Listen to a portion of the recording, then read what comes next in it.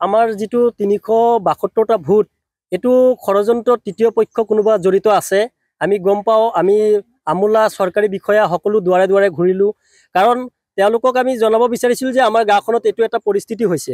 আমাৰ ৱাৰ্ডটো এটা সংৰক্ষিত ৱাৰ্ড আছিল, ৫ নং ৱাৰ্ড।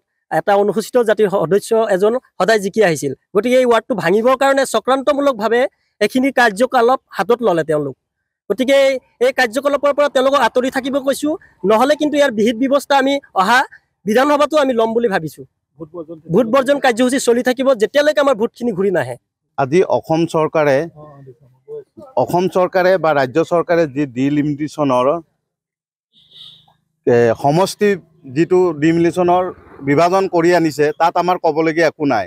কিন্তু আজি তাৰিখত দিচাংমুখ গাঁও পঞ্চায়তৰ অন্তৰ্গত 10টা ৱাৰ্ড আছিলে। সেই 10টা ৱাৰ্ডৰ ভিতৰত 5 নম্বৰ ৱাৰ্ডটো অনুসূচিত জাতিৰ ৱাৰ্ড আছিল আৰু সেই 600 ভোটাৰ আছিলে বিজেপিৰ। কিন্তু এই 600 ভোটাৰ বিজেপি থকা অৱস্থাত 372টা ভোট ইয়াৰ পৰা স্থানান্তৰ কৰি লৈ গ'ল বলমামিৰি, যি কি সেই বলমামিৰি ৱাৰ্ডটো হ'ল অট'নমাছ কাউন্সিলৰ ৱাৰ্ড।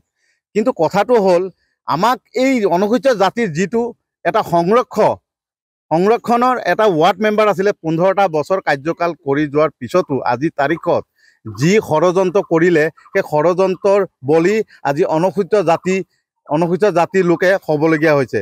কিন্তু কথা হ'ল কি, আজিহে নিজৰ প্ৰাপ্য বিচাৰি আজি তাৰিখত এই দিচাংমুখ আলিচিগা 5 নম্বৰ ৱাৰ্ডৰ ভোটাৰখিনি ভোট বৰ্জন কৰিবৰ কাৰণে বাধ্য হৈছে।